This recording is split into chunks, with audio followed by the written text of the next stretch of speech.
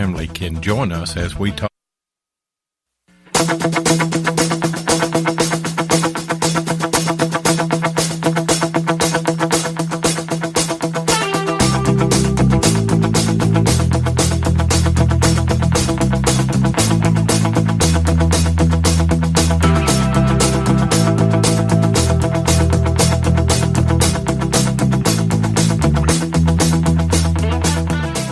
Welcome to another episode of Relics Radio. This is a family-friendly show, so the entire family can join us as we talk metal detecting, relic, and treasure hunting. You can also call in to the show at 270-495-0315 or join in the chat and post any comments or questions you might have. Relics Radio is also now syndicated on goodtalkradio.com and has a show each Sunday afternoon at 2 p.m. Arizona time. You're listening to Relics Radio of Southern Kentucky and Middle Tennessee.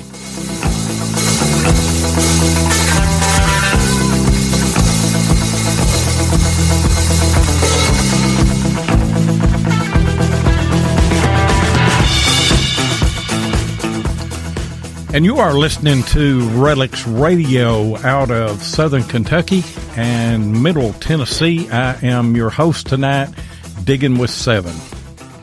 And I'm your co-host, Tennessee Jeff. What's going on tonight, Jeff? Oh, not much, buddy. It's cooled off a little bit more. I thought we was going to have a little bit more snow than we ended up with. I think it flurried a little bit, but the ground wasn't covered this morning, and I was able to get out just for a few minutes and didn't really do any good. I was just doing a lot of scouting, but but really didn't find anything good. Yeah. Heads up to everybody. We're going to have 3 segments tonight, and because of our syndication, we're not going to take any calls until about 55 minutes into the show. And also, we got the Skype bug. They forced us to update, and so it's going to be a little difficult for us tonight to add to group. Cannot add to group. So that's the thing about all this. And also, we're going to have some sounds that are going to come in on our audio here on the phone whenever someone hangs up. We apologize for that, but we'll get everything going the best that we can and do the very best job that we can. Very excited about being syndicated now, aren't we, Jeff? We sure are. I'm tickled to death. I mean, it's going to be a great adventure, and with you and Mark, and I can't wait to see where this goes. I can't either. And it's really a humbling experience for us to be able to do that. And by the way, we seal that deal, and our first show will be this Sunday. It is on goodtalkradio.com. It will be at 2 o'clock, and that's Arizona time. And Arizona does not change to Central Standard Time or Daylight Savings Time. So we can't say, well, it's Mountain Time or it's Pacific Time, because that will change during the year. And so that's the situation that we're in, and so we just say Arizona time. So whatever time it is, that you folks in that are listening right now in Arizona, you know what time it is. We may not, but I always get confused on all of that. You know, it was funny earlier. I was like, Arizona time, and I was like, what time's that? And then that's Mountain Time, Central Time, what? And so I guess it's just Arizona time. That's what it is. It's just Arizona time.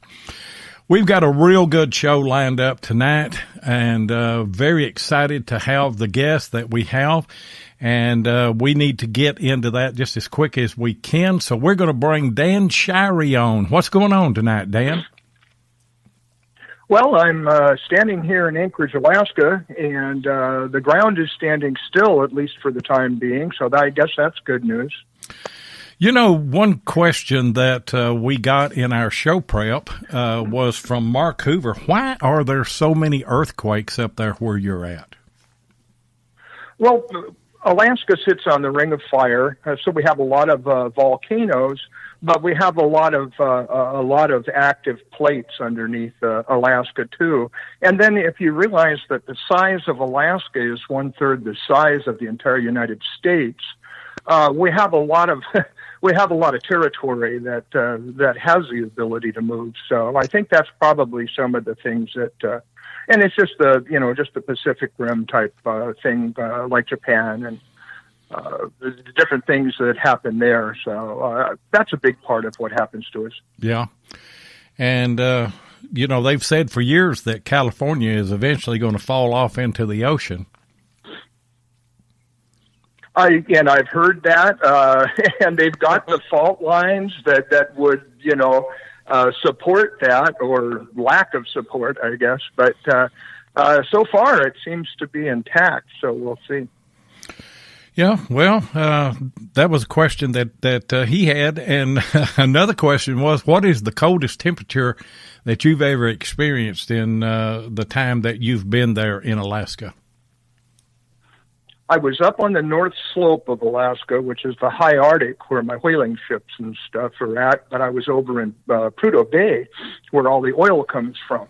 And we had a storm up there where the wind chill dropped to over 100 degrees below zero, and then the anemometer that was giving us the information blew off and ripped apart. And so I can say that on the record, I've seen 100 below, but I can't tell you how cold it actually got with that storm. 100 below, man. I couldn't even imagine.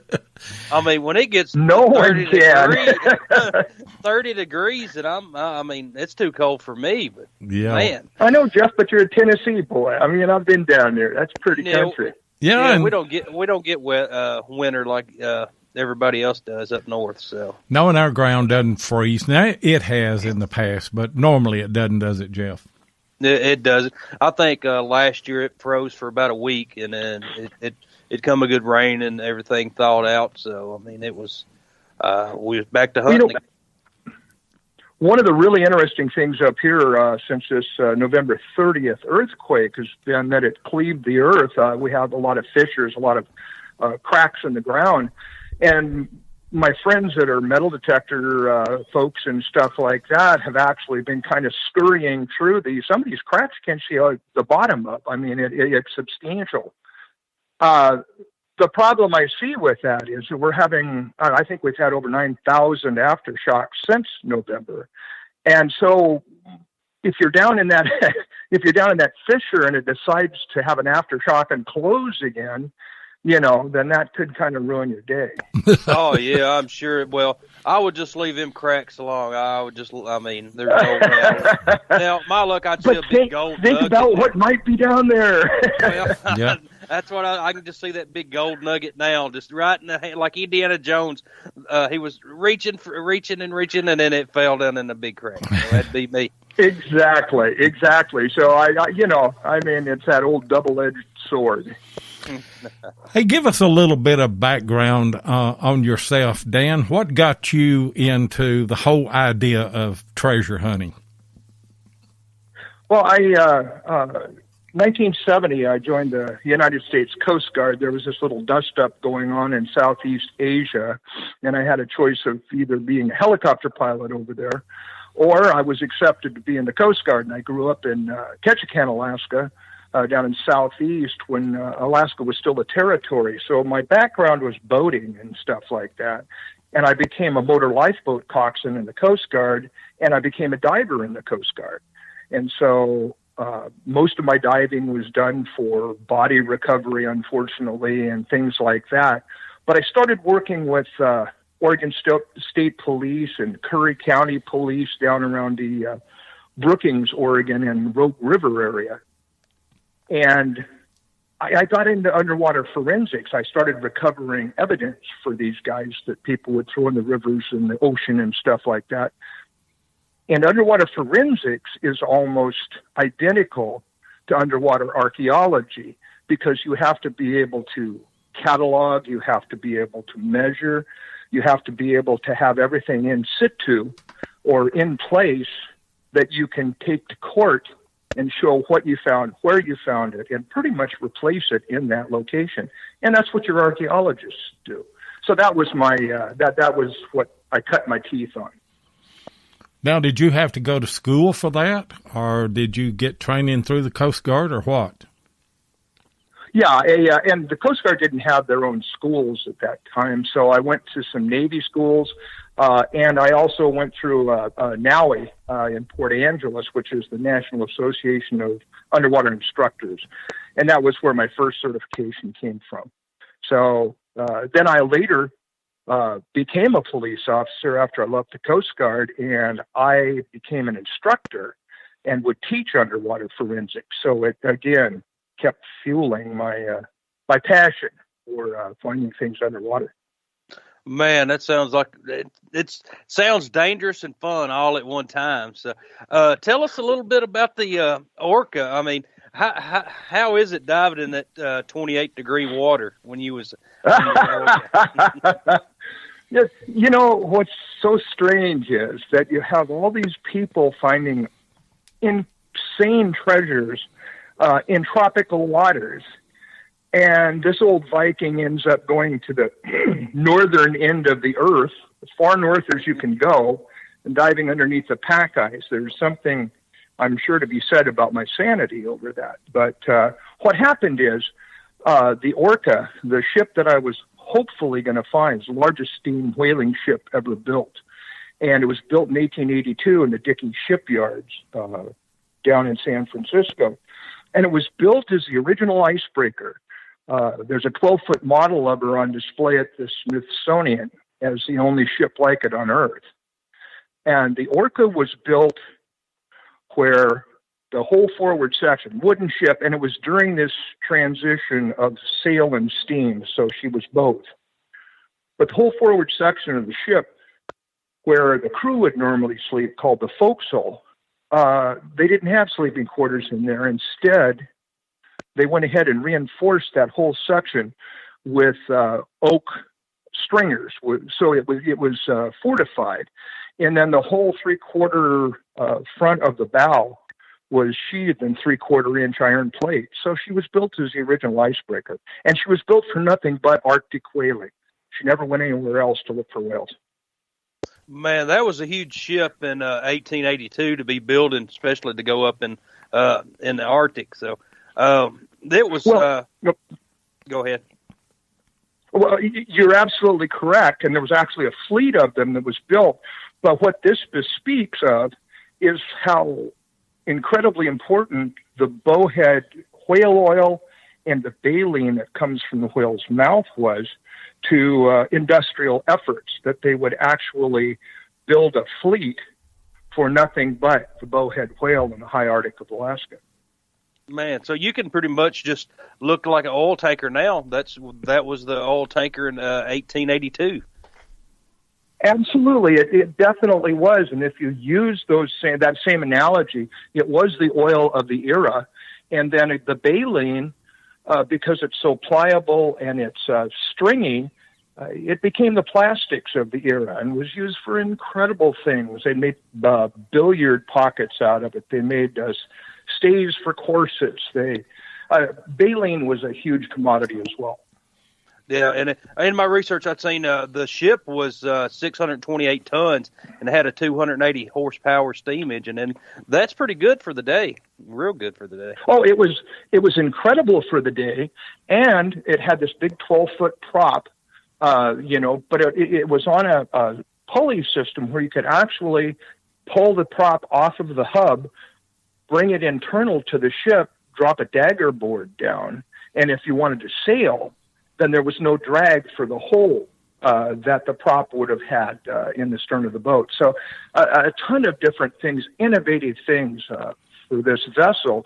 It had a steam digesting system internalized in it. So when you went and did things for the ships for rendering the oil down, it was all done on decks via try-works and big cauldrons, fire on the deck of a wooden ship.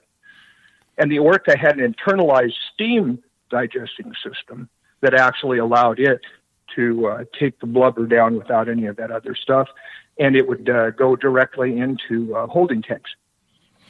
Man alive, I tell you what, amazing story. And when we come back from this commercial break, we're going to ask Dan about what caused that to sink and their discovery of artifacts and everything. But we'll be right back.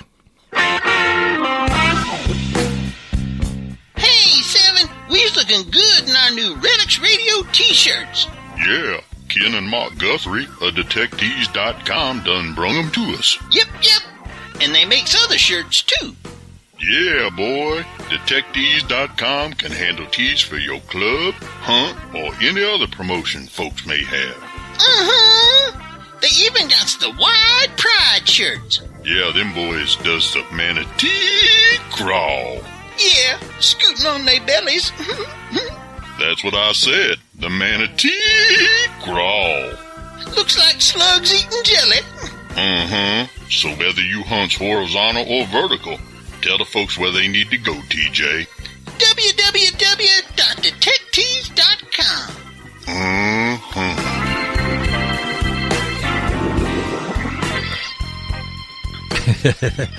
I still laugh every time I hear that commercial. We need to do another new commercial for DetectiveTees.com.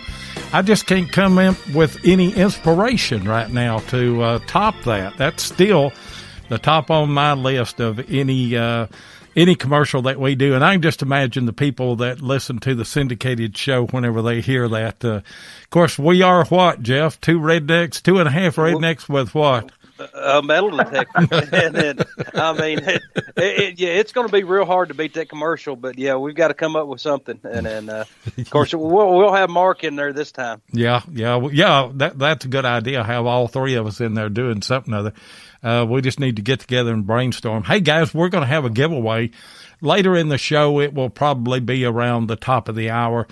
We're going to give away a Garrett package from Murray Branch Outdoors, Tim Henderson.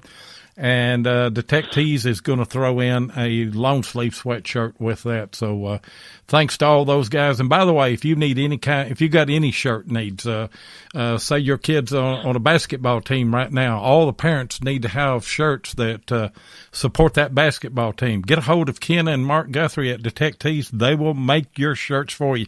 And I don't care where you're at, anywhere in the United States, holler at them at detectives.com. Hey, Dan, tell us about the sinking of the ORCA. Well, the ORCA had plied its trade successfully in the high Arctic of Alaska for 18 seasons. And she set all kinds of speed records, endurance, all kinds of stuff. And her ice breaking capabilities were well proven. But in 1897, the pack ice came in, and pack ice is literally a floating continent of ice that covers the North Pole, and it moves on wind-generated currents. And so if the wind is blowing a certain way, even though during your season it's normally open passage up and down, if that ice decides to come back onto the beach and cuts you off your escape route, then it just closes the door and there's literally no exit. And then as the ice continues to come towards the shore, or the shore ice then starts to freeze because temperatures are dropping, it encapsulated, traps boats. I've got over 70 whaling ships I've cataloged up there that sank as a result of this. So it's not a tsunami. It's not anything, a hurricane or anything like that. It's a fairly calm event. But the ice just comes in and punches holes in your boat. So anyway, the ORCA in 1897 was with 7 other major whaling ships up there in Point Barrow, and they were trapped. Ice came in. They couldn't get out. And so the hole kept getting smaller. The ORCA, in her case, got holed in the stern and filled with water, and that's how she sank. So she sank at about 120 feet of water on the land bridge that existed prehistorically between Asia and North America. It's called Beringia. And you go down to sand shell and gravel bottom. The water, like Jeff said, is 28 degrees, the main water column. So if you go down about 25, 30 inches, you hit permafrost. So it's almost like these boats are on a concrete parking lot out there at the bottom of the Arctic Ocean. And if they're below the compaction depth of the pack ice, which is about 40 feet maximum, then they're actually protected by this roving ice that comes and goes each year rather than decimated by it. And so the orca and the people that were trapped, all these whalers up in Point Barrow, were going to starve to death. They didn't have enough food in the Eskimo village to feed all these trapped men. So they sent 2 guys out from these whaling ships to hike out in the winter from the Arctic North Slope. Not only did they both make it out, they went different directions, but they got to San Francisco within about 2 weeks of each other and sounded the hue and cry for these trapped whalers. By presidential proclamation, they mounted a relief effort to come up and save them so they didn't starve to death that winter. The guys that came up, it was the Coast Guard or Revenue Cutter Bear. The Revenue Cutter Service later became the Coast Guard, but it was Revenue Cutter Service then, and the Revenue Cutter Bear was tasked to come up and save these guys. Well, they got as far as a place called Cape Vancouver, and the pack ice was in. This is down below Nome, and they couldn't get any farther. So they took 2 lieutenants off of the vessel and had them go ashore. They bought 600 head of reindeer.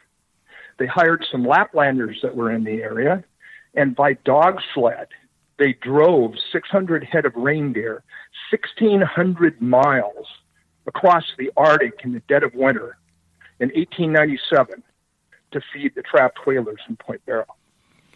Wow, what an amazing story. Can you imagine Can you imagine, Jeff, being trapped in such a cold place and hungry, you know? Country boys get hungry. They sure do. They didn't have beans and cornbread, I don't guess, but I mean, I'm sure they were glad to see. But I'll bet you they was dreaming of it. Yeah. Oh, I'm sure they was. They wasn't even a persimmon tree there that you could climb and eat breakfast, you know. So no, sir. One of the deals on the North Slope is that there's a woman behind every tree. There just are no trees. Yeah. I'll have to use that one. I mean, pretty good. It's 88,000 square miles of nothing but flat tundra. There is nothing. There is no relief. There's no mountains. There's nothing. Just flat. You know, and we've all seen shows where people have been in situations like that, where you're in a confined, isolated place like that. And I would go stir crazy. I mean, I just couldn't, I don't think I could take that. And I'm sure that those people did, you know, had some of the same feelings. They did, you know, but when you think of the breed, when you think of people, the seamen of the era that would be out 3, 4, 5 years sometimes from their home ports, sailing the world, trying to chase down whales, chase down whatever they were fishing for. It was kind of a different mindset, and certainly the guys that had plied their trade in the Arctic all these years, you know, that they became, I mean, certainly people did themselves in and stuff like that, but a lot of them integrated into the Eskimo community. And so the names of the whalers on these ships are a lot of the Anglo names that are still on the North Slope today because they stayed and raised families. Yeah, I can understand that. I know what everybody is wanting to get to, and that is for you to talk about what artifacts that you recovered from that shipwreck. Well, I actually never got on the Orca. The technology I had in the day was evolving, so I started this all out in the 80s, and side scan sonar, ROVs, all of these different things that we kind of take for granted today and are so sophisticated were just evolving. I had use of them, but it wasn't, and then I've only got, it wasn't that I could do it. I mean, the technology wasn't well defined then. And then to do it in the high Arctic of Alaska, there are no ports. We did all of this off of a beach with wall tents, and we'd have to beach the boat. We couldn't have a big boat. We had to have small boats. I couldn't afford a big boat. But at the same time, when I say a big boat, it would have to be like a Coast Guard icebreaker in order to survive up there. So we were limited in what we could do. But in 1871, there was another Arctic disaster where the whole New England whaling fleet was lost. 32 boats went down, pardon me, in one fell swoop off of Wainwright Inlet, just below Barrow. And those were the shipwrecks that I was on and the artifacts I brought back. And I've got things not only from those shipwrecks, but I've got things from the prehistoric land bridge that are 10,000 years old that I was able to recover. My crew and I were able to recover. Right. We had, have you got that, Jeff? No, I can't see it. Well, Mark sent it on too as well. I saw it in the chat, but Mark sent it on. I'll go ahead and take this one. You can take the next one then. Josh Massey asked, he said, in minus 100 degree weather, how do you keep all the equipment working? A lot of times equipment doesn't work. Equipment will break. I've seen Craftsman tools that will break in half when you're trying to turn a wrench or something like that. But the main thing that doesn't survive in that kind of cold is people, is your flesh. When you think about the cellular structure of your flesh, it's fresh water. So if you're exposed at any length of time, I mean, sometimes moments, to that kind of cold, it'll freeze solid. You'll become frostbitten. Man alive. I can't imagine that. And, you know, whenever I was younger, I worked on road construction, and we dealt with cold weather. Of course, it was in Texas, not that kind of cold weather. But, you know, equipment was, especially back in the day, nothing was fuel injected, and it was very difficult to start any of the equipment early in the morning. And I can just imagine in minus 100 degree weather, you know. Well, and again, 100 degrees is a real extreme. I mean, but it's not unusual at all to be at 50, 60 below zero ambient up there. I mean, it happens every year. What we did is every vehicle we had, we never shut them off. So you might have a vehicle, they sell them at auctions and stuff down here in Anchorage. You know, the vehicle that may only have 20,000 miles on it, a diesel, beautiful truck, you know, only has 20,000 miles on it, but it may have 300,000 hours on the engine because they never shut them off in that kind of cold. Well, I can understand why, you know, because of the difficulty of starting them back. Talk about absolutely. Talk about the land bridge, because that has always been looked at as how North America, how people came from, say, the start of civilization around Mesopotamia, that they migrated across that land bridge into North America. What are your thoughts on that? I absolutely agree, and I not only agree, but I've seen evidence that actually occurred. And one of my crew and I are some of the only people that have ever been on that land bridge underwater. And the sites, the prehistoric sites that are there, just from what we saw, I brought back shells and different things like that. I found arrowheads and spearheads that were lying on the thing. And one of the spearheads I have tentatively had identified as being from the Clovis people, which migrated across there at least 10,000 years ago. So, yes, this was, and it's the rest of the Arctic Ocean, or a lot of it, has abyssal depths, you know, drop-offs that go down thousands of feet. But the land bridge doesn't get deeper than maybe 250 feet all the way over to Russia. And you have to go a ways to get offshore to get to those depths. Wow, that's not very deep. It's not as deep as I was thinking it would be. But have you had any run-ins with polar bears while you're up there? Oh, man, I have got so up close and personal with polar bears. polar and barren ground grizzly bears. And when I was up there, besides doing the ORCA project, I worked in the oil fields up there as security for over 30 years. And I worked with Fish and Game. I would actually help dart and tag polar bears and grizzly bears and all the different animals who are up there, muskox and things like that. So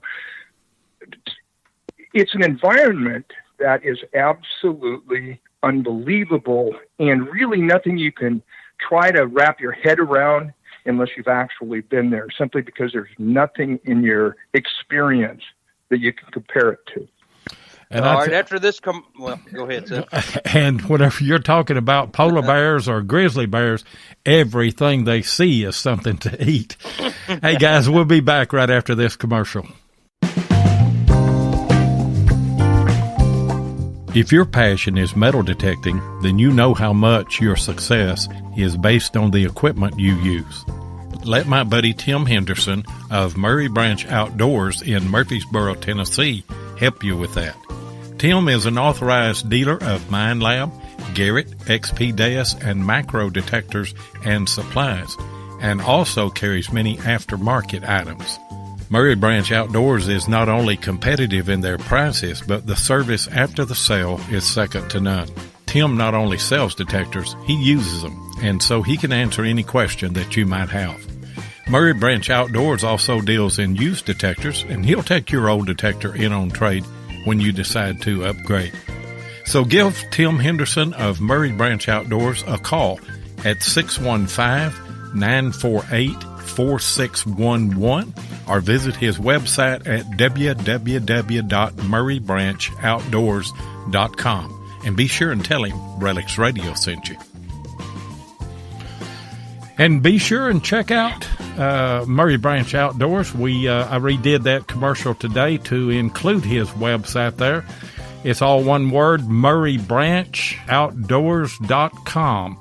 Dan, talk about those sites just a little bit more, the prehistoric sites. What did those sites look like and the kind of artifacts and everything that you found?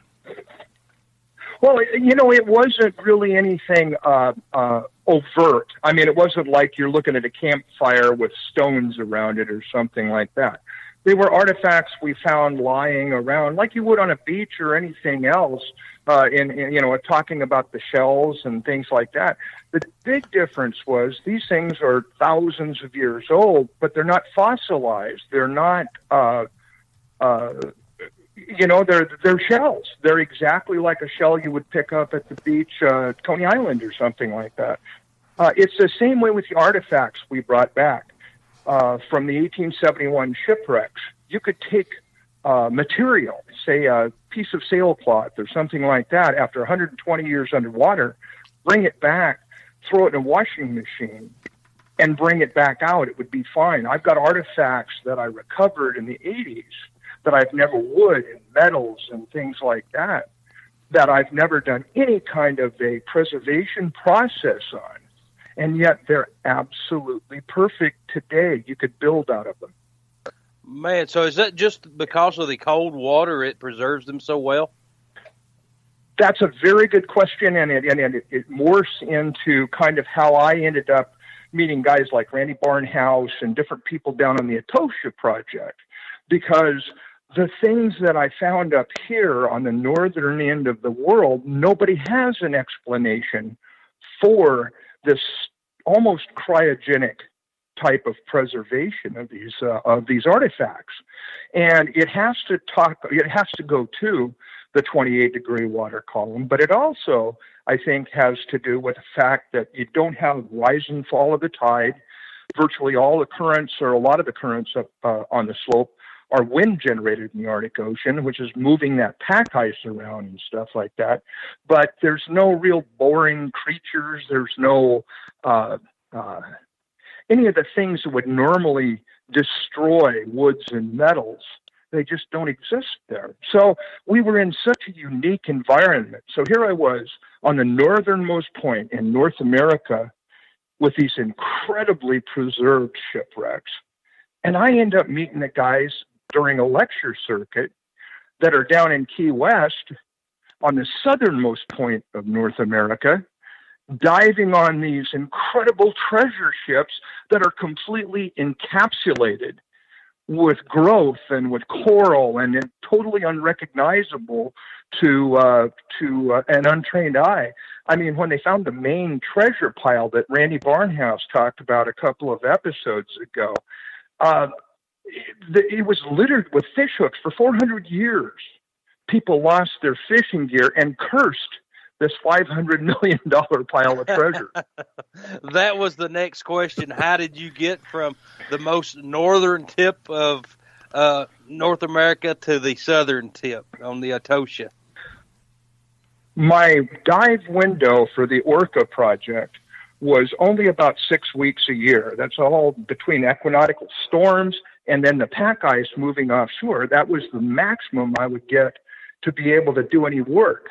And that was when and if I got funding, because I wasn't a sexy project like Atocha, where you could sell pieces of the project to potential investors, so that when you did finally bring back all these artifacts, all the golden jewels, they would see an intrinsic value to their investment. Rather, mine was scientific and historical, so I had to get my money from people that were institutions, oil companies, state of Alaska, New York Explorers Club made us a flag expedition one year. So a lot of mine was media and stuff like that, but me out beating the bush to dive on ships up in the high Arctic versus stuff down there. But I was lecturing all over the nation on my project, trying to drum up, and I had a lot of interest. I'd run into the same people from Atocha that were also lecturing on the same circuit. Mm-hmm. And that's how we got together. My time up in the Arctic was so finite that I was able to go down. I was invited down to spend time with them on the Atocha. And I moved down to the Florida Keys and spent 2 years with Mel and his crew, made some super good friends, still friends to this day.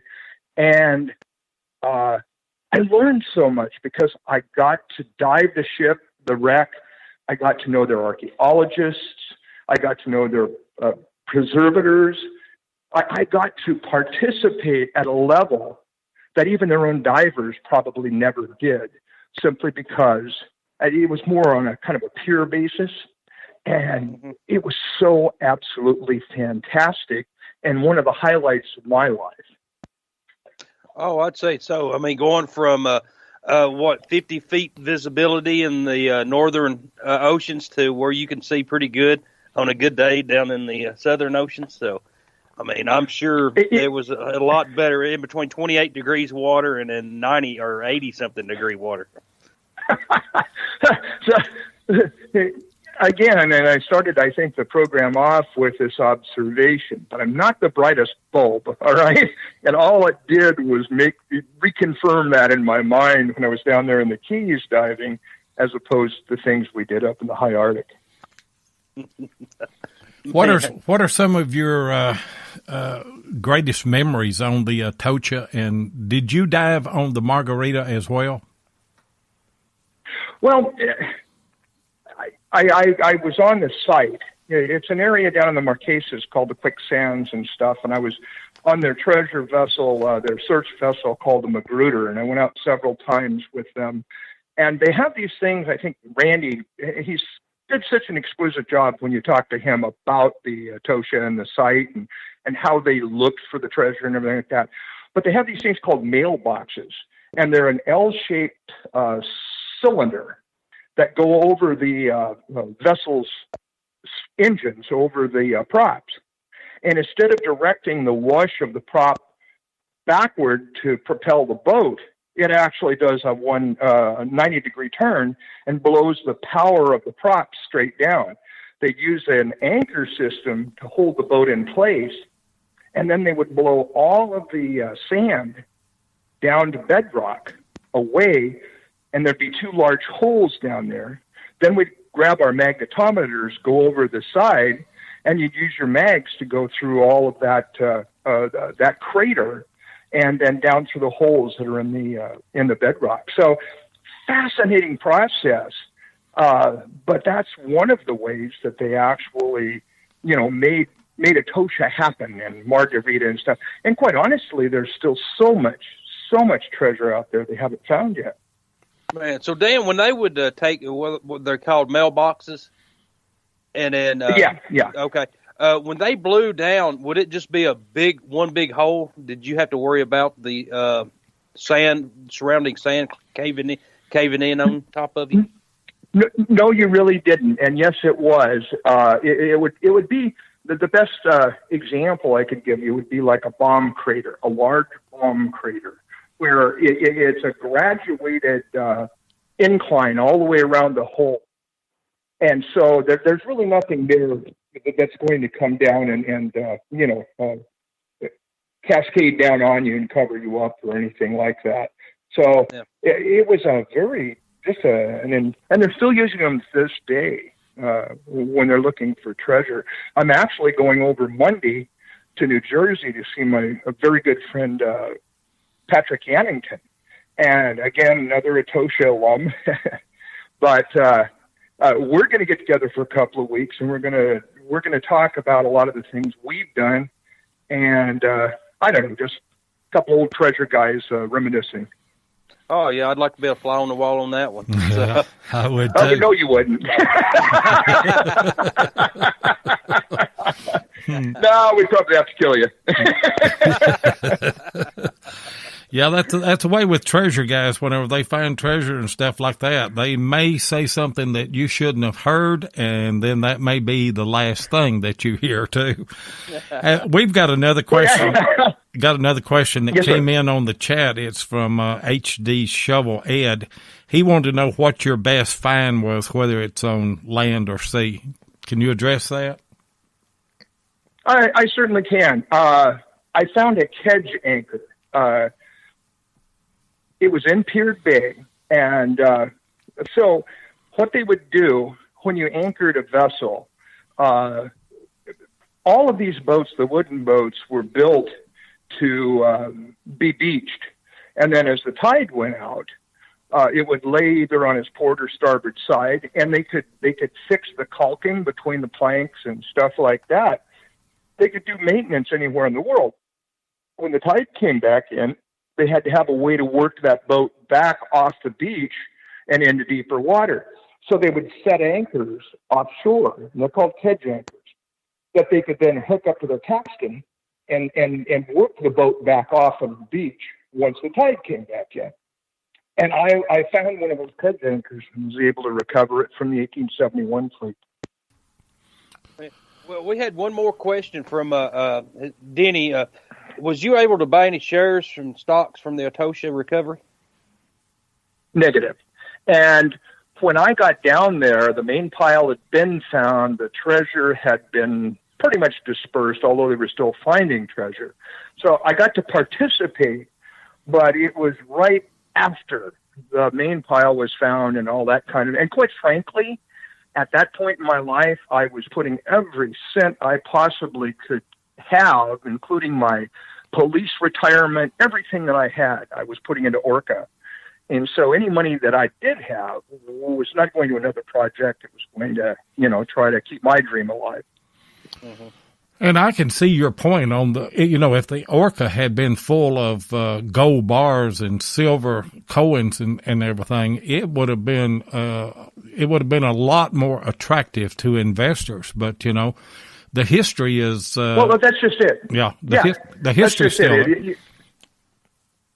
Now I did have during my time, I had Disney on board.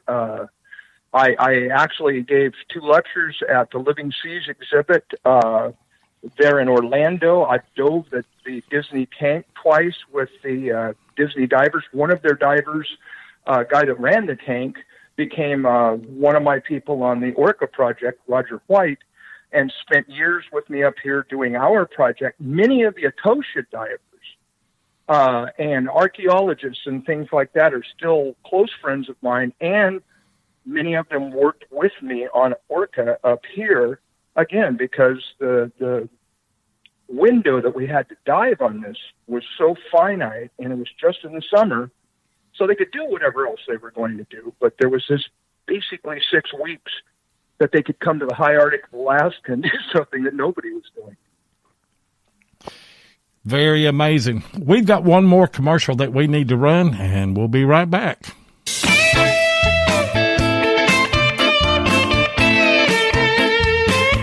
If you want to keep up with what's going on in the metal detecting world, then you need to be a subscriber to American Digger Magazine. Butch and Anita Holcomb are the publishers of the magazine and have won awards for 3 straight years for being the best digger magazine on the market. American Digger Magazine is available in both print and digital formats, so no matter where you live in the world, you can enjoy the latest happenings in the hobby. You can get in touch with American Digger Magazine by going to americandigger.com or give them a call at 770-362-8671. And be sure and tell them that you heard it on Relics Radio. And talking about American Digger Magazine, let me throw another plug in for my feature article that's in the January-February issue on the Great Silver Hoard with Jeff Ford, Wes Stringer, and Chris Hamsoff. Check that out. I believe it begins on page 30. Got 6 or 8 pages of article there. So check it out. It was an amazing find. We'll turn the show back over to you then, Dan. Let you continue with your conversation there on the correlation between the stuff that you did on the ORCA and the Atocha and how it all kind of combines together. Well, again, like I say, I was fortunate enough to fall in with these folks via the fact that we were, talking about things at the same venues. I met Duncan Mathewson at the DEMA, Dive Equipment Manufacturers Association International Show at the Superdome in New Orleans. And that's where I ended up going down to the Keys and doing, the Atocha thing. So Duncan was a friend. Jim Sinclair, who is now the archaeologist on the television program Cooper's Treasure.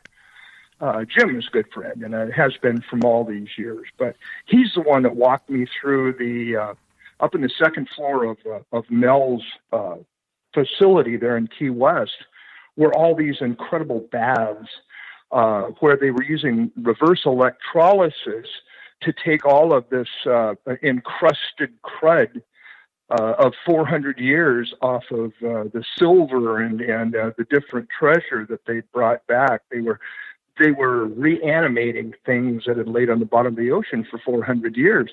And it was such a fascinating experience to be a part of that, to actually be able to be up there. I filmed it. Of course, it was back in the VHS days, but I was able to participate in the stuff that dreams are made of. And that's never left me. But yeah, one of the things that happens with anybody, I don't care if you're just out with a metal detector or whatever, once you find something, it doesn't have to be a $500 million pile of treasure or something.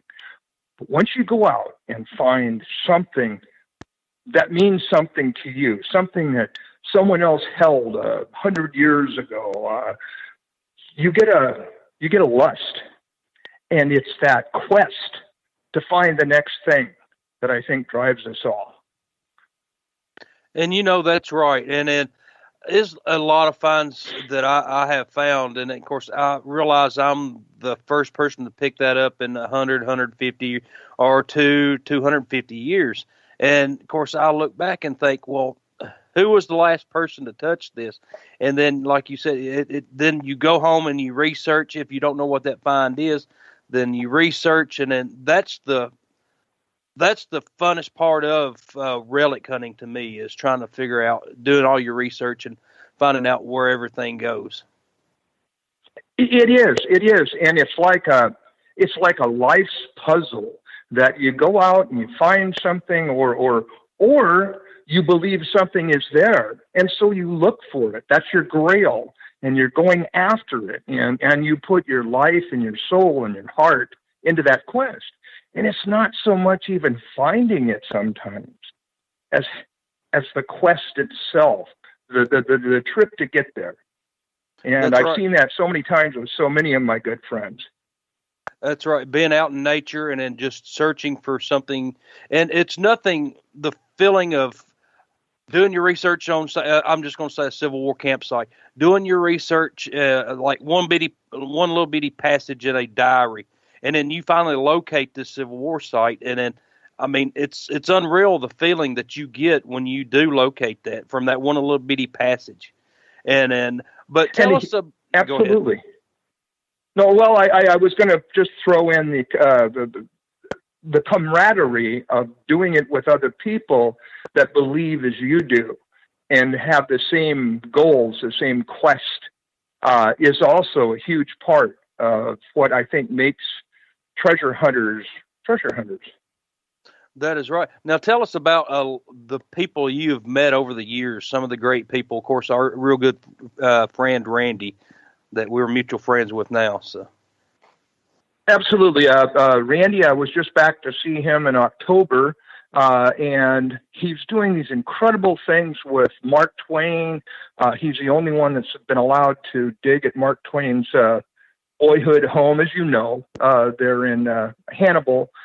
I was given the honor, and I mean that sincerely, but in Randy's book that you talked about on your program, he saved bottle number 60 to throw in the Mississippi River for me when I got there. And I seen the pictures of you throwing that bottle in, and that is so awesome. And aren't I majestic?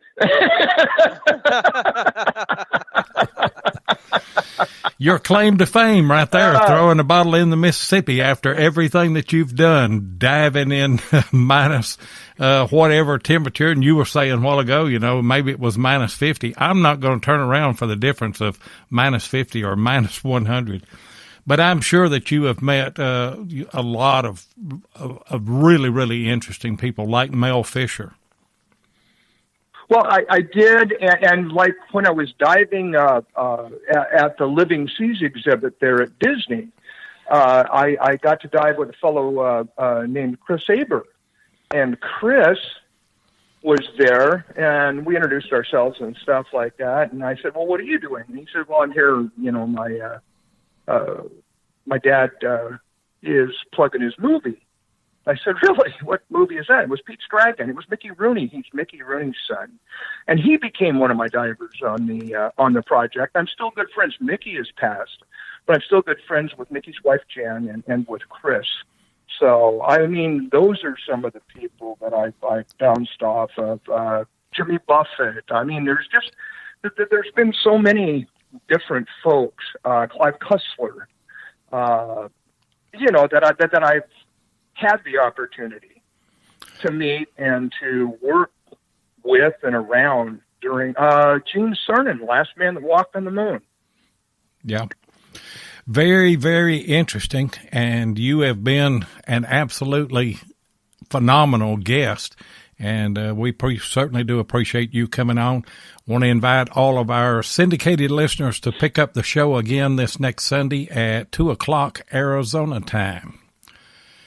And that's all. We have to make a break right there at 55 minutes for syndication. Now you can continue. All I got to do now is just slide the outro in, and I'm ready to go. But talk about more of the interesting people that you've met. Well, I because of these artifacts that I brought back, they couldn't understand. I've had them tested in the best laboratories in America, and I got to be friends with Dr. Herbert Bump, who was the chief historical conservator for the state of Florida at the time. And so through him, I got involved with the National Association of Corrosion Engineers because they couldn't understand the preservation of these woods and metals, particularly in their case, the metals.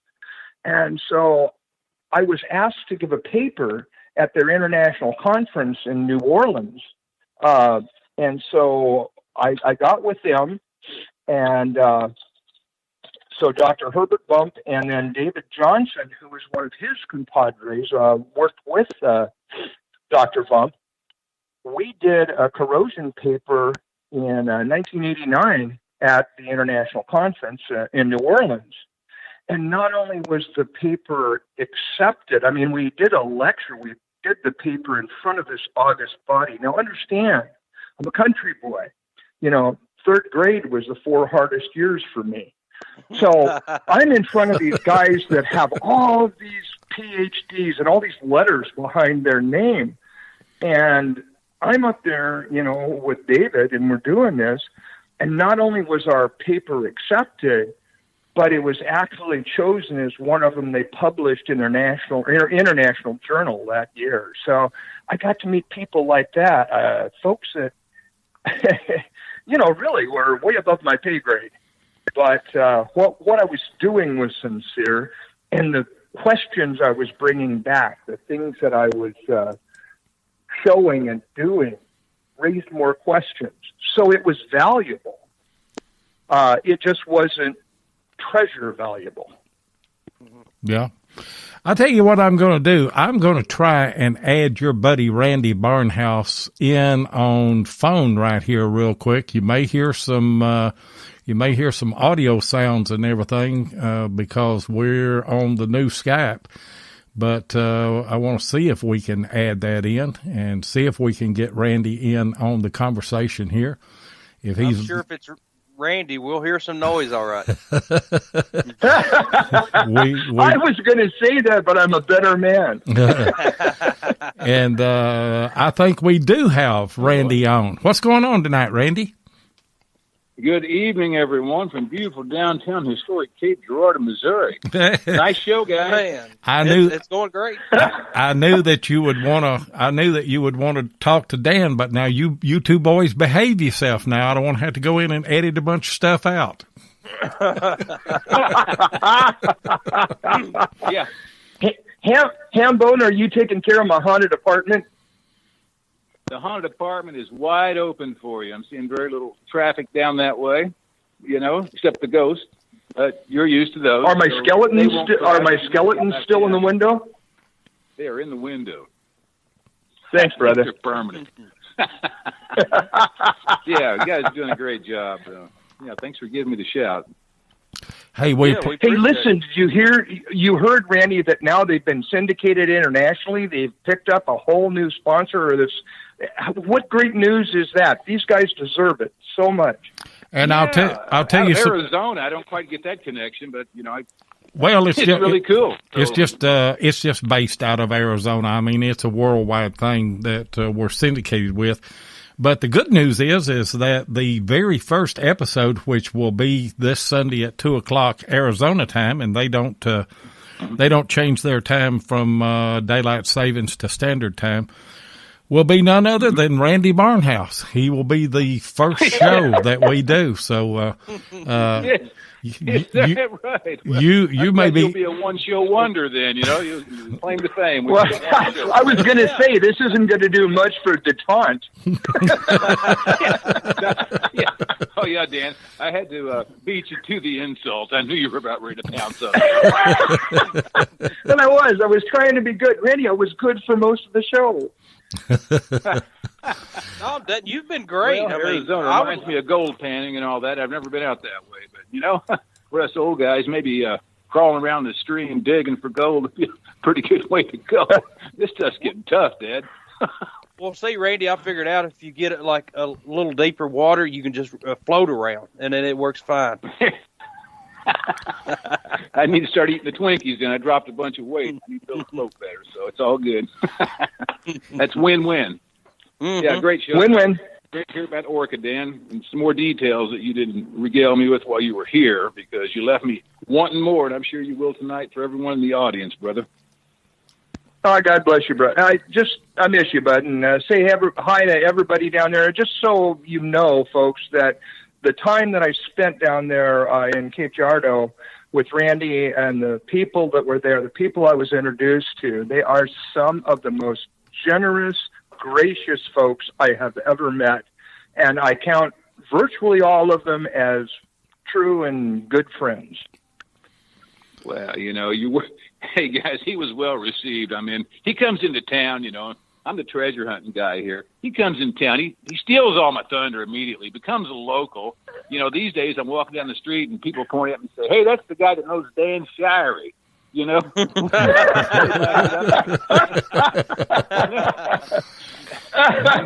you squashed that warrant for me, right?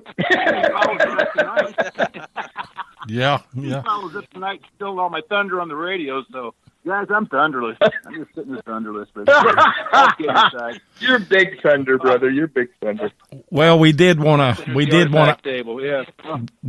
add you Uh-huh. into the conversation tonight, Randy, because I know that you guys are good friends and that you would want to cheer Dan on tonight, and he's done a phenomenal job for us. And we've got more show to go as well. We've got a giveaway we got a giveaway that we're going to give away here in just a little bit, and I hope that you've been listening for the show because we've got a trivia question that we're going to ask, and I'm going to go ahead and throw this out there. What month and what year did the Orca sink? If you know the answer to that, you got to give me a month and you got to give me a year.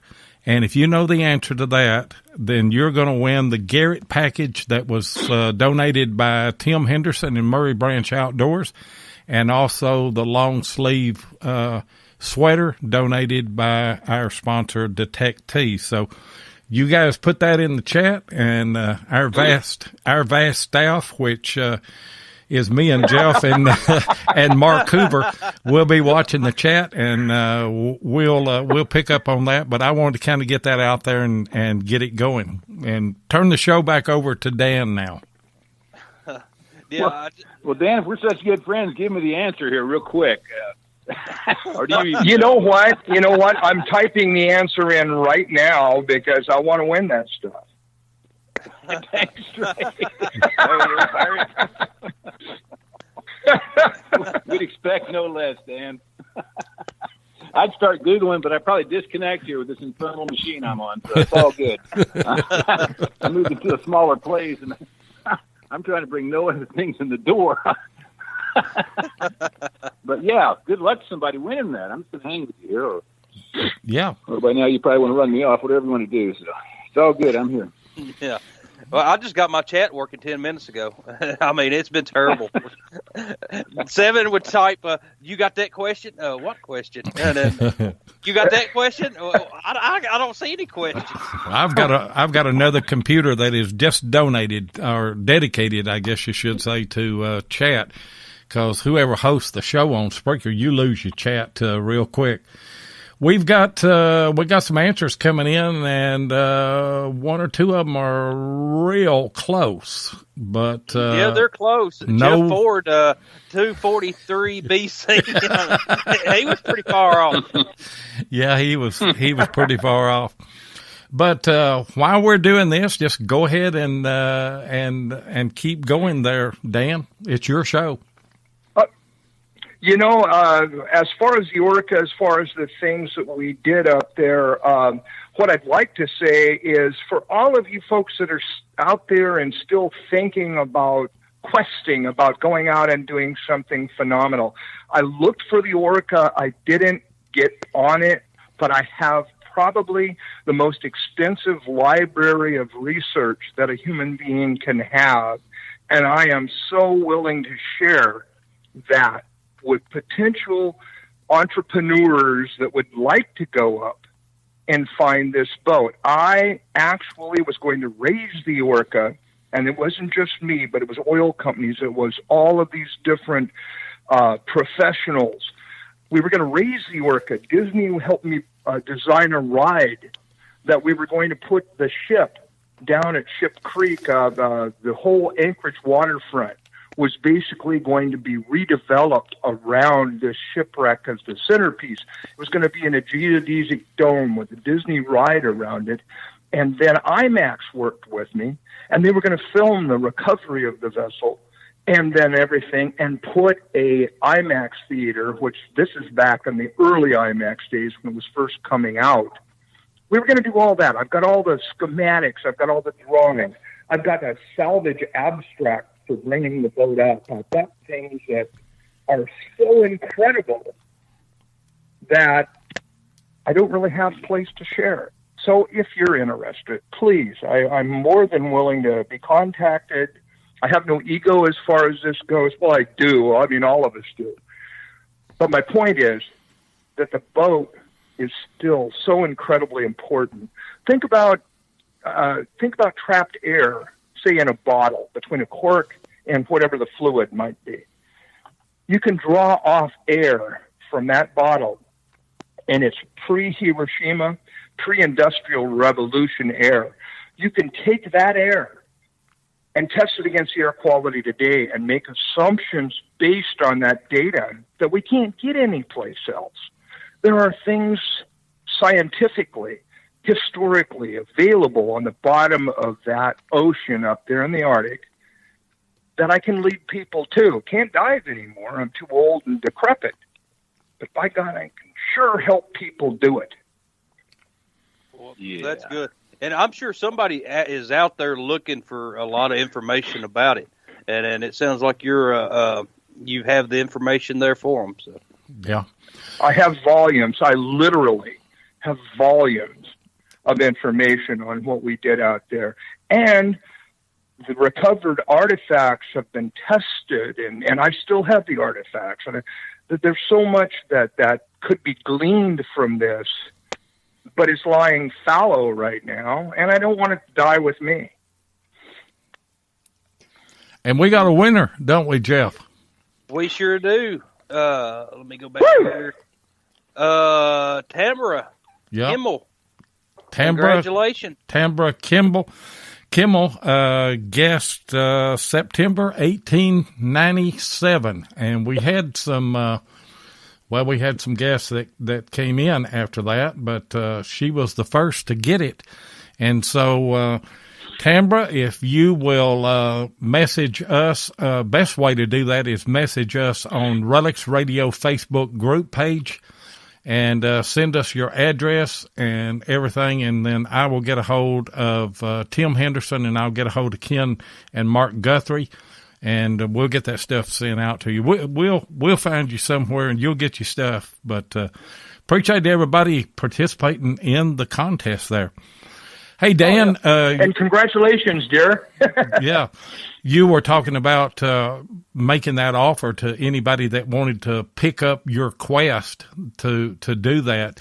Would you still have a hand in that yourself, or are you going to turn that completely over to someone else, or how will that work?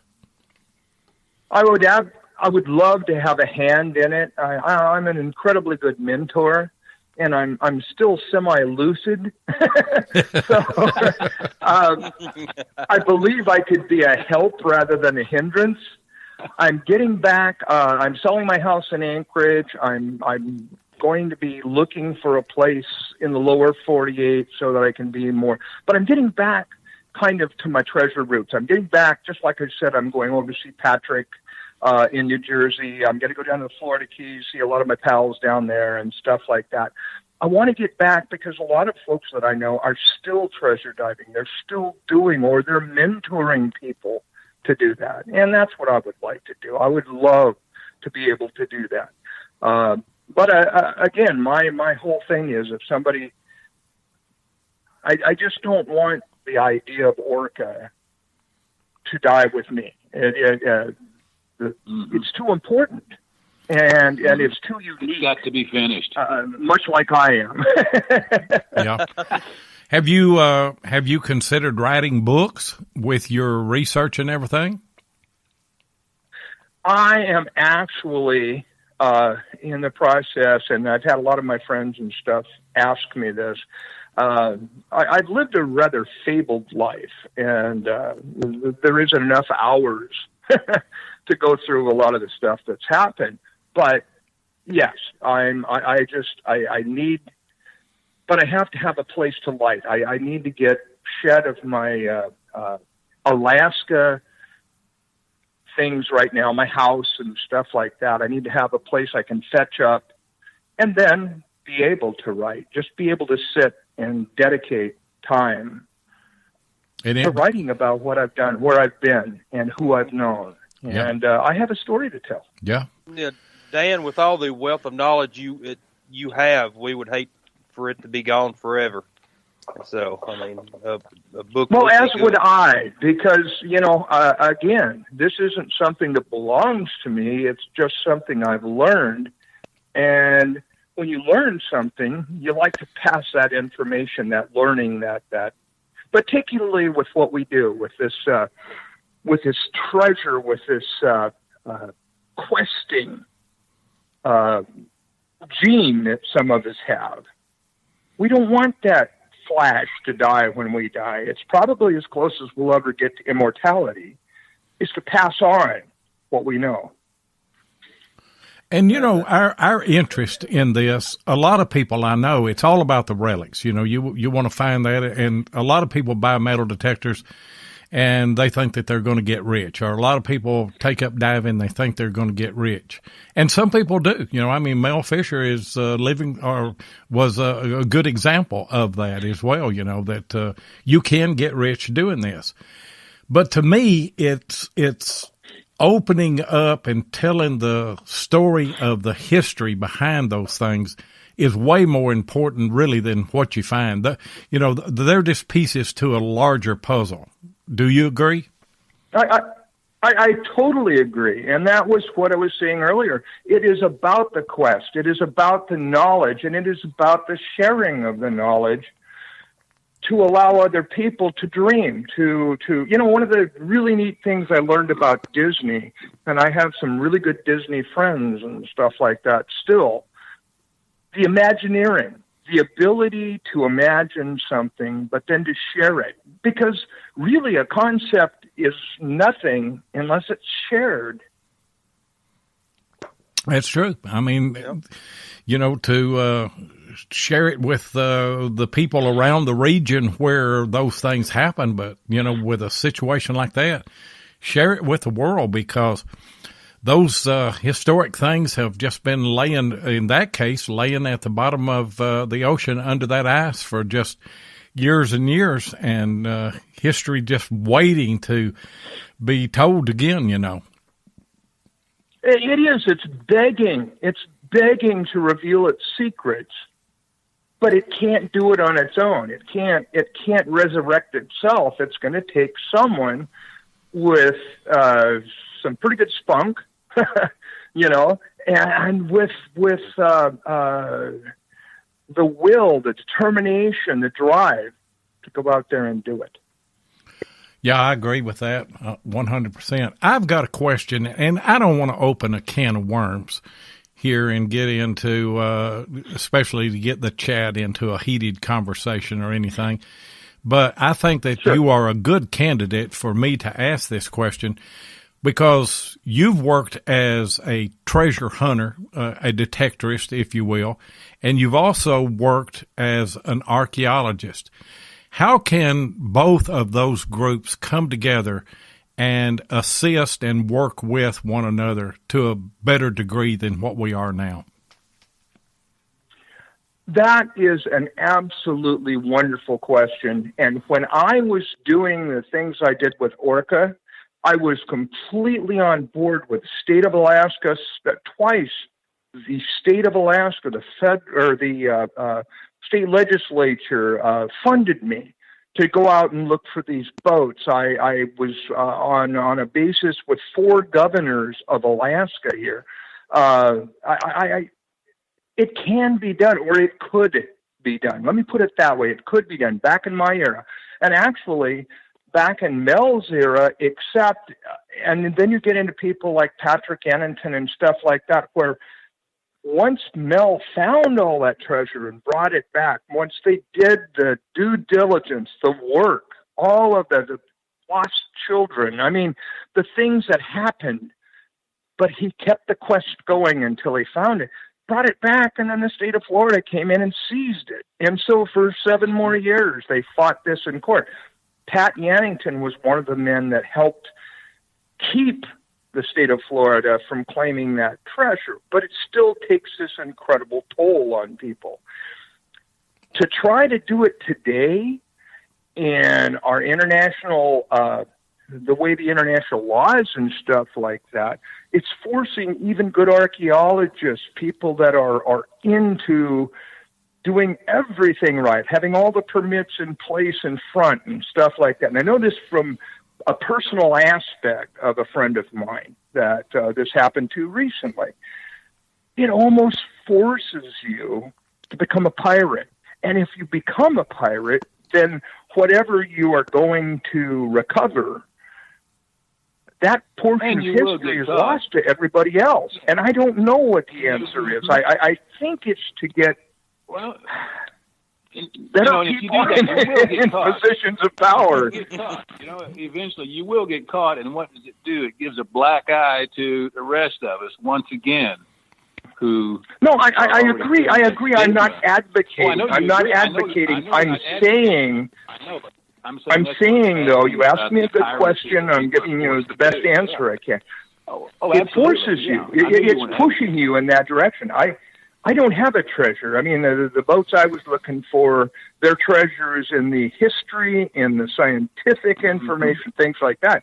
But when you're down on the bottom of an ocean and you look at Maltese cross of solid gold, encrusted in jewels, and you pull that out of the sand and you've got it in your hand, at that instant, you have to make a decision. You sure do. I mean, it's like finding, if you was to find a payroll box from the Civil War. Okay. Exactly. You want that history to be out there, but yet if you do, it's gone. It's out of your hands, and it's going to be put in some vault somewhere, and then nobody's going to see it. And I'm Viking, so you know where I'm going to lean. Alaska Viking. In my opinion, I think that cooperation can be gained really by these sites that don't have a lot of valuable treasure, more of a historical nature. But it seems like my Mark Twain project, yes, right, and it seems, agree, Lloyd. And it seems like that whenever you put gold and silver in it, then that just that throws a monkey wrench into everything. And the reason that I say that is that I'm currently in negotiations to work with an archaeologist that I have worked with in the past, and on a state park, which in Kentucky you cannot metal detect on them. But I have helped him locate some historical sites on that park, and we're going to do that again. We're going to continue to work that site, and excuse me, I'm trying to write a number down. We can't add to we can't add to groups, so I've got to write the numbers down and call the people back. 3410. I'll call you back in just a second, and we'll get you on. But that's my opinion of it. I think that both of those groups can work together, and I think that we can help one another. I totally agree. I totally agree with that, and I am completely into that, and I've done that. My point is that more and more today, particularly, we're finding shipwrecks that are worth billions of dollars now because of the technology we have. This is big dollars, it's big bucks, and it does. It lights. It's the treasure of the Sierra Madre. If you ever saw that look in his eyes at that, the end of that movie, when he's got the gold and he's killed his friend and stuff like that. I mean, it is.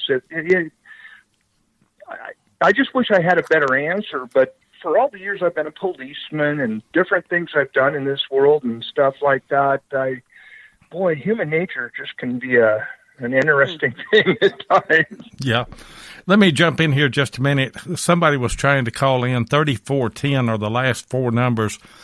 I didn't get all of your number. If you'll call in again, we can't answer it, but I can call you back, but I can get all of the digits of your telephone number. So call back in. I apologize. This is not our fault. This is something that Skype has done, and we've just got to deal with it the best we can. But that would be if I was to find anything like that, it would be it would be very hard to like make a video. I mean, I know of a cave right now. Supposedly there's a payroll box, blah blah blah. But if I was to get in there videoing, and if it was to be there, then you couldn't release that video. I mean, it would all be gone. So. Absolutely. I agree. I totally agree. And there's the conundrum. There is the problem.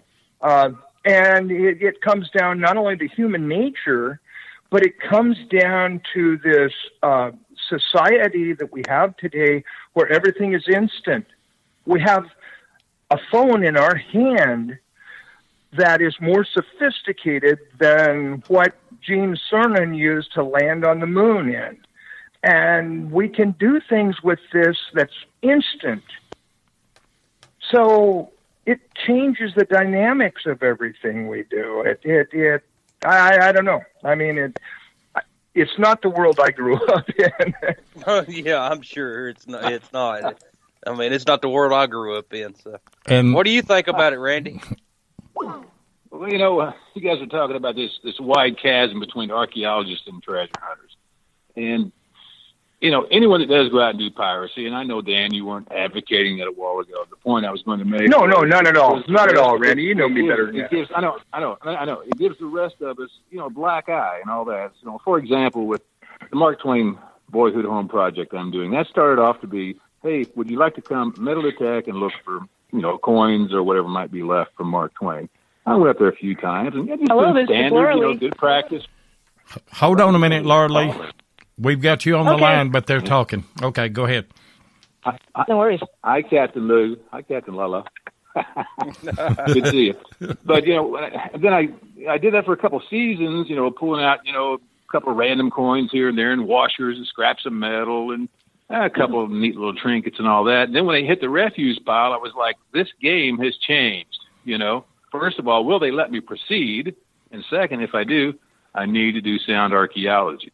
And so fast forward 5-6 years here now, I'm spending the entire winter plus doing my backlog of artifacts and drawings and plotting and GPS numbers and marking and tagging and bagging and all that. So anyone at any time can open these boxes and boxes next week or 50 years in the future and know right where everything was found, you know, how it was found, what it is, sometimes my best guess and all that. But I want to cross every T and dot every I because ultimately I don't want to give us all a bad name because this has been a remarkable opportunity. I don't want to blow it. And the same goes for the riverboat wreck here. So I feel like, you know, at least in my small way, I'm trying to contribute to narrowing the gap between us, quote, treasure hunters and archaeologists and try to blend more.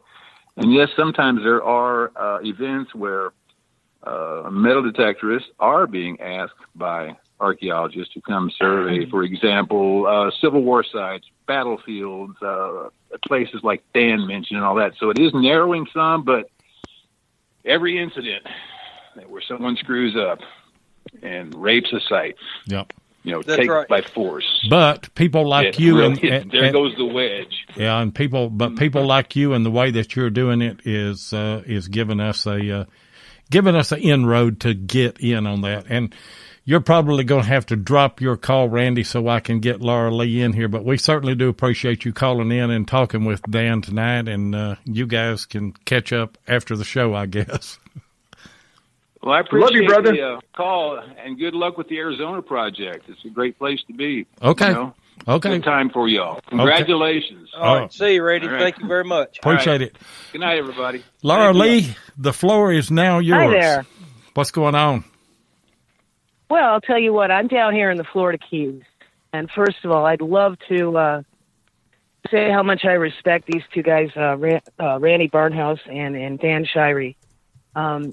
As a 30-year resident down here in the Keys and a diver and a scientist, these two guys are absolutely what we looked up to. People like us down here look up to people that can treasure hunt and keep it scientific as well. Okay. There is a what I would consider a major draw for people that want to learn that underwater archaeology aspect of things and get an opportunity to work for treasure hunting. And I just wanted to let both Randy and Dan Shirey know that you're certainly welcome down here anytime you want to come on down. There's plenty of treasure wrecks down here in the Keys. We've got the 1733 Spanish fleet, and of course the Atocha down south in Key West. Hey, wow. we appreciate the call, and I agree with you 100%. They are great guys and be good guys to have around in your area. And we appreciate you being on the show and calling in. We apologize for all the problems that we have with the calls, but like I said, it's not our fault. It's Skype. So Laura Lee she's a world-class diver, and she dove the Galapagos on expeditions, but she's a free diver, and so she can go down 100 feet without scuba, without any air. She goes down and she would take pictures of things that wouldn't come near scuba divers because of the bubbles. So she did some incredible things. Wow. Of course, I don't know a free diver personally, but I've just seen them on TV. I know. Hey, little Tennessee humor there. I like the Tennessee windage better, but that's just me. Yeah. Oh, yeah. And we've got our other caller that has tried to call in. It's 3266. Who have we got? This is Greg. Hey, Greg. Krimpaski. Greg what? How are you? Greg who? Krimpaski. He's okay. One of my divers from the ORCA Project. Okay, then hey, the floor is yours. Hello, Greg. How are you, my son? I'm good. I'm glad I was able to get through. So am I. I absolutely love you. And how is the family? How is everything there? Are we still going sailing? Absolutely. I'll call you at a later date. We'll talk about that. I need some crew. But I've been loving the show, Dan. It's bringing back so many memories. Did I miss something, Greg? Is there something you could fill in? You have been, you and I sat out there in the Arctic Ocean when that boat puked its engine on us, and we almost died. We swam ashore in our dry suits at Point Lonely, the Dew Line station, and remember those two Air Force dudes that were just goggle-eyed watching us walk out of the Arctic Ocean? Absolutely, Dano. Hey, we did good, man. I'll tell you what, all the way down the coast.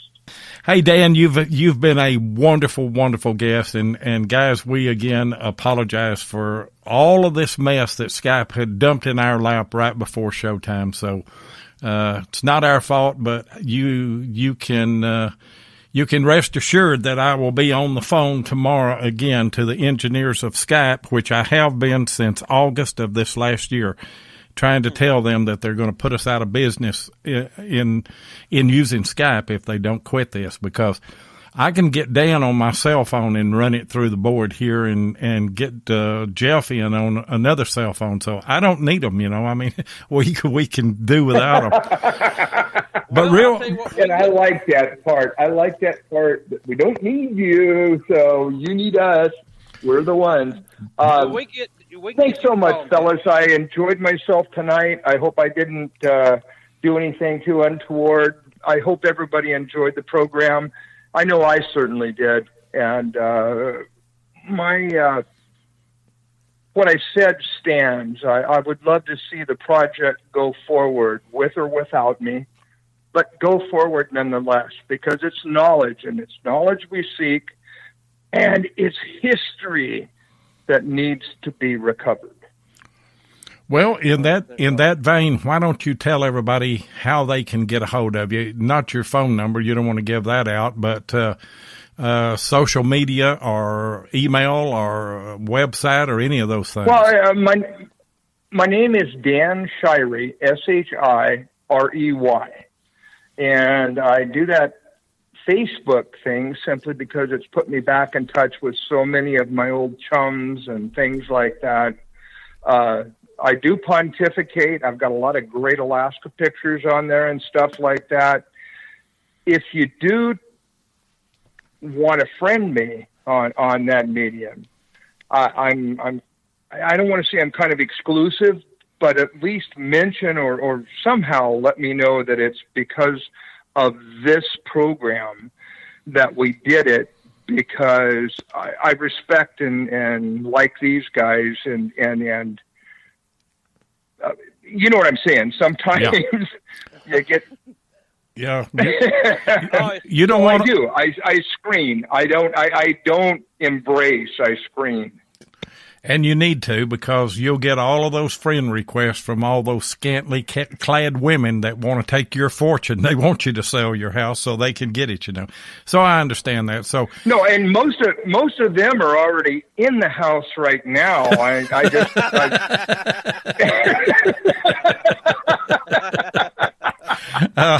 Okay. Okay, we'll take that. Okay, that was the Viking. That was the Viking. He couldn't help it. Okay, that's okay. I don't have a problem with that. That's your laugh right there, you know. But hey, guys, it is Dan Shirey. Reach out on Facebook and tell him that you heard him on Relics Radio and that you want to friend him, and I guarantee you that he will respond to your friend request, and hopefully you'll turn this project over to someone else, and you'll have a heavy hand in that, and this story will eventually be told or at least preserved for future generations. And that's what we're all trying to do. We're all trying to find and save history. That's right. We are, and that is so well put. Preserve history. Yeah. And it's so, yes, it can't die here. What a great program. Kudos, boys, to your new affiliation. And none of this is your fault. It's just technology. You'll get over it. But, gosh, Barnhouse is going to be the first damn one on your international. Yeah, he'll be the first one. He sure. All right, that chaps my cheeks. I'm not going to lie to you. Well, it's just the way it fell. We've had a lot of good guests, and eventually we will get a lot of people on the syndicated Good Talk Radio show and the Cutting Edge Radio Network in the future. But we appreciate it, Dan. I'll give you the last word, Jeff, before we close out. Well, Dan, I would like to meet you in person sometime. You and Randy. It sounds like it'd be a hoot to get together, but appreciate you being a guest on the show. Appreciate all the listeners and the callers we had, and thanks everybody for being here. Yep. And thank you, fellas. Thank you so much. Hey, thank you, Dan. You were a great guest and very interesting, and I know that we'll have you back on again sometime in the future. So appreciate you coming on. I'm going to be over today. there with Patrick Yannington. I'm going to be over there with another plug, but I'm going to be over there with Pat in New Jersey for a couple of weeks, starting Monday. So it's not impossible that he and I might call into one of your programs here in the next 2 weeks. Well, we're going to have Patrick on sometime in March. I don't have my schedule right here in front of me. I'm sure Mark Hoover can put that in, but we're going to have Patrick in or on the show, and we'll probably reach out to you to talk to him that night as well. Outstanding. Well, we're here to serve and protect. So God bless you, boys. Just congratulations on your new affiliation. Like I said, very proud of you, and thanks for having me on. Well, thank you, Dan. Thank you for being a guest. And if you like podcasts like this, be sure and check out Beyond Sight and Sound on Sunday and Wednesday night at 8 o'clock Eastern with Josh Kimmel. And then All Metal Mode comes on Monday night at 8 o'clock Eastern, and all of these are on Spreaker. American Digger Relic Roundup is on Monday night at 9 o'clock Eastern, and then History Seekers is on Tuesday night at 9 o'clock Eastern. Hardcore Metal Detecting has a show on Thursday and Saturday at 8 o'clock Eastern, and XP Team USA has a show every other Friday night at 8 p.m. Eastern. We're on Spreaker next Thursday night at 8 p.m. We are on Good Talk Radio this Sunday at 2 p.m. Arizona time. We'll see ya.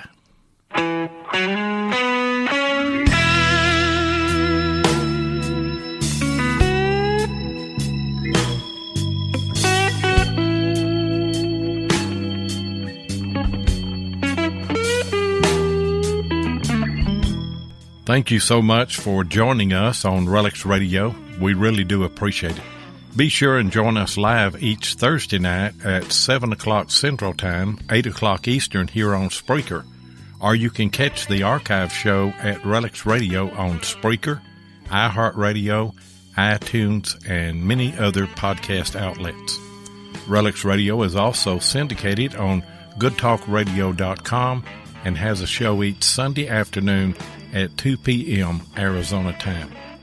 Please take a minute and hit the like button and be sure and follow us so that you'll get notifications of all of our upcoming broadcasts. You can also find us on YouTube at Digging with 7 or Tennessee Jeff, or you can check us out on our Relics Radio Facebook group page or Adventures in History on Facebook. If you'd like to get in touch with us, then send an email to relicsradio@outlook.com. We'd love to hear from you.